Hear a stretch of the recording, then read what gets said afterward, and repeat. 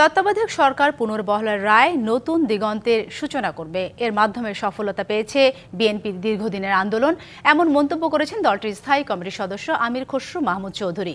সকালে ঢাকা বিশ্ববিদ্যালয়ের বটতলায় কমল মেডি8 আয়োজিত ফ্রি মেডিকেল ক্যাম্পের উদ্বোধনী শেষে এসব কথা বলেন তিনি। অনির্বাচিত সরকারের অধীনে দেশ কতটা পেছাতে পারে সেটা মানুষ দেখেছে মন্তব্য করে তিনি বলেন, জনগণের রায় নিয়ে কাজ করতে যতটা সহজ হয় সেটা অনির্বাচিত সরকার দিয়ে হয় না।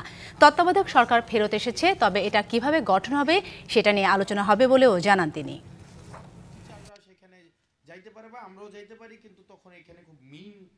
শেখ হাসিনার স্বৈরাচারের পতনের পরে বাংলাদেশের জনগণের মনে যে আকাঙ্ক্ষা জেগেছে, যে উচ্চাকাঙ্ক্ষা জেগেছে, সেটা যদি আমরা অনুধাবন করতে না পারি, নতুন প্রজন্মের চাহিদা যদি আমরা অনুধাবন করতে না পারি, ধারণ করতে না পারি, সেই রাজনীতিবিদ, সেই রাজনৈতিক দলের কোনো ভবিষ্যৎ নাই।